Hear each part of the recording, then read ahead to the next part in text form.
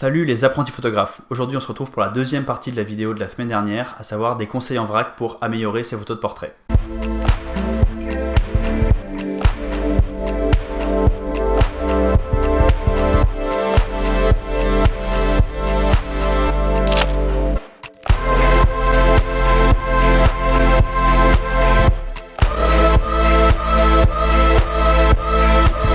Si vous n'avez pas vu l'épisode 1 des conseils pour améliorer vos photos de portrait, je vous conseille d'aller le voir. Je mets la vidéo dans la fiche et dans la description, parce que ça va pas faire beaucoup de sens de commencer directement par la deuxième moitié des conseils. Donc allez voir la vidéo et revenez ici. Et sinon, pour les autres, on est parti avec le conseil suivant. Conseil numéro 6. Évitez absolument les portraits en plein soleil. On a souvent tendance à penser que le soleil est le meilleur ami du photographe. Je peux vous dire qu'en portrait c'est complètement faux.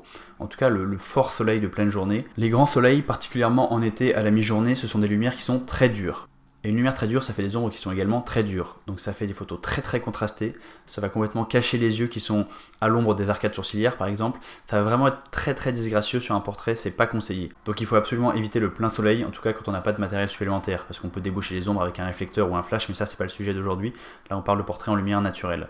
Ce que je vous conseille, c'est donc d'aller à l'ombre, ou plus exactement ce que j'appelle le bord d'ombre. De cette manière, j'ai une lumière uniforme sur le visage de mon sujet, c'était ça que je cherchais, mais j'ai quand même un arrière-plan qui est éclairé par le grand soleil, donc on va profiter des jolies couleurs et de toutes ces choses-là qui vont montrer que c'est une journée ensoleillée, tout en n'ayant pas les désavantages du soleil et des ombres très dures. Je sais que l'idée même de faire des portraits à l'ombre peut paraître complètement contre-intuitive, mais faites juste un petit essai par vous-même. Des portraits en plein soleil, c'est disgracieux. Des portraits à l'ombre avec une lumière uniforme, c'est beaucoup plus doux, c'est beaucoup plus joli. Conseil numéro 7, laissez de la place au regard. Devant une photo de portrait, l'œil du spectateur a tendance à naturellement suivre la direction du regard du modèle. C'est pour ça qu'on conseille de laisser de la place pour le regard. En clair, il faut que vous cadriez votre modèle de manière à ce qu'il regarde du côté du cadre où il y a le plus de place. C'est tout simplement parce que si on fait pas ça, on va avoir l'impression que le modèle est absent, qu'il regarde à l'extérieur du cadre, qu'il regarde donc à quelque chose qu'on ne voit pas, qu'il est pas présent dans le moment. Regardez, je vais vous montrer un petit exemple. Si je me place comme ça, on dirait que je regarde vers l'avant, tout va bien. Alors que si je parle comme ça, le rendu est très étrange. On dirait que je parle à quelqu'un qui est à l'extérieur du cadre, et donc que je ne suis pas présent dans le moment avec le spectateur. Conseil numéro 8, ne coupez pas le menton. Et ouais, c'est juste ça, ne coupez pas le menton. Juste, ne le faites pas, c'est moche. Quand on fait un plan très serré, on peut couper le front sans problème, ça ira bien, ça sera esthétique, mais par contre, faut jamais couper le menton, c'est toujours moche. Franchement, j'ai jamais vu de beaux portraits avec le menton coupé.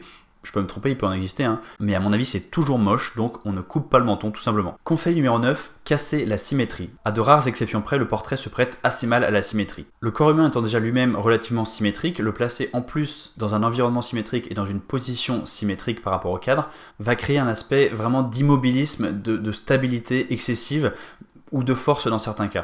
Bien sûr, ça peut être un effet recherché, notamment ça l'est parfois dans les portraits masculins. Dans un portrait féminin, on veut plus en général insister sur la beauté, la douceur. Attention, me taxez pas de sexisme, je dis pas qu'il faut faire ça absolument, je dis juste que souvent c'est ce que les photographes ont envie de montrer. Du coup, je vous conseille vraiment de tout faire pour casser la symétrie dans vos portraits. Vous pouvez demander par exemple à votre modèle de décaler ses épaules pour pas être complètement face à vous. Vous pouvez demander de pencher un petit peu la tête. Si c'est un portrait à pied, demandez-lui de croiser les jambes ou de faire quelque chose avec ses jambes pour pas qu'il y ait cette impression de symétrie et d'immobilisme. Les jambes croisées, ça va créer des lignes obliques qui vont apporter plein de dynamisme au portrait. Même chose si vous voulez faire un portrait avec le modèle qui a les mains dans les poches, demandez-lui de mettre une seule main dans une poche et l'autre main ailleurs pour ne pas avoir de symétrie excessive. Vu que la plupart de nos organes sont en nombre pair, il y a plein d'exemples de symétrie dans le corps humain qu'on peut s'amuser à casser dans nos portraits pour apporter du dynamisme, pour montrer des choses plus intéressantes que juste un portrait immobile et froid. Conseil numéro 10, bougez. On se fait tous un peu dans la tête l'image du portrait posé, voire de la photo un peu type passeport, enfin de trucs vraiment très très immobiles, mais en fait, qui a dit qu'un portrait ça devait être statique? On peut faire des portraits en courant, on peut faire des portraits en sautant, en tournant sur nous-mêmes, on peut faire des portraits en riant, en éclatant de rire, on peut faire des portraits vivants qui bougent. Et ces photos naturelles, ces photos en mouvement, ces photos pleines d'énergie, ce sont des images qui vont vraiment avoir un certain naturel et qui vont avoir quelque chose de particulier. Je vous conseille vraiment d'essayer des portraits en mouvement. Conseil numéro 11, établissez le contact avec votre modèle. Ça, c'est vraiment le conseil le plus important qu'on peut vous donner. En photo de portrait, ça mériterait une vidéo entièrement dédiée à ça, même toute une série de vidéos parce que c'est un sujet très très vaste.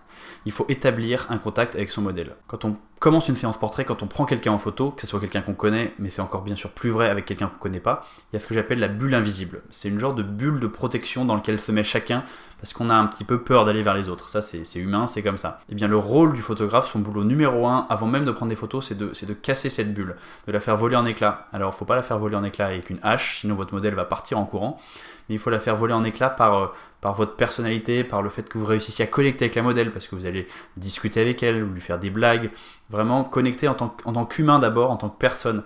Et c'est le fait d'établir cette connexion va faire que la modèle ou le modèle, ils vont être beaucoup plus à l'aise, ça va se ressentir immédiatement sur les photos. C'est vraiment primordial et je ne sais pas comment je peux vous convaincre que c'est la chose la plus importante à faire, mais prenez le temps. Quand vous faites des séances portraits, prenez le temps.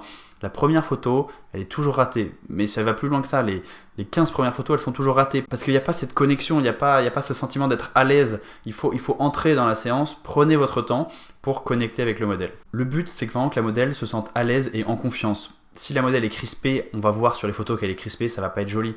Si le modèle est complètement mal à l'aise parce qu'il trouve ça bizarre d'être pris en photo, ça va se voir sur les photos aussi, à la fin.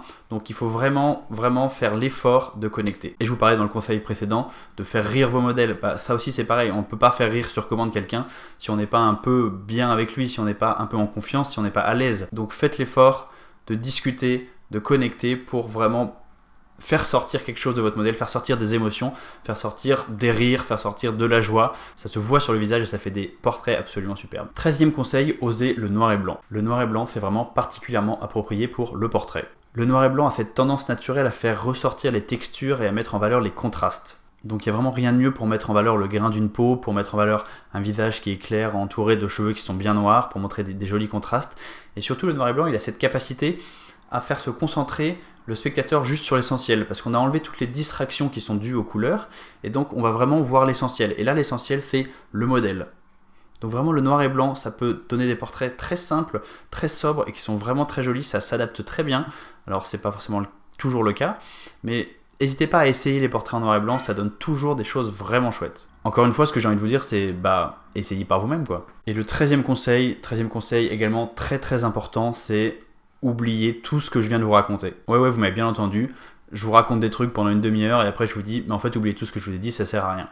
Non, c'est pas que ça sert à rien, ce sont des conseils utiles qui vont vous permettre de progresser en portrait, d'apprendre, de vous sentir plus à l'aise, ça va vous permettre de faire des photos que vous allez trouver correctes, mais pour ensuite aller plus loin, pour faire des portraits qui vont être créatifs, parce que la photo c'est un art créatif, donc on veut toujours créer quelque chose de différent, pour de l'originalité, pour des portraits qui ont quelque chose de spécial, qui vont porter votre marque et votre patte, il va falloir s'affranchir des règles, comme toutes les règles de composition et toutes les règles en photo, il faut toujours savoir s'en affranchir pour aller plus loin. Donc oubliez tout ce que je vous ai dit.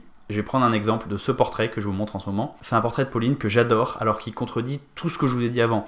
Il est parfaitement centré, il est très symétrique, on ne voit pas les yeux. Voilà, c'est un portrait qui casse pas mal de règles et qui pourtant est vraiment sympa. Il a quelque chose, il a une histoire, il me parle, je sais pas si vous parle à vous aussi. Mais donc on peut faire des très beaux portraits en cassant les règles. C'est juste que c'est intéressant d'intégrer les règles avant pour apprendre et pour progresser.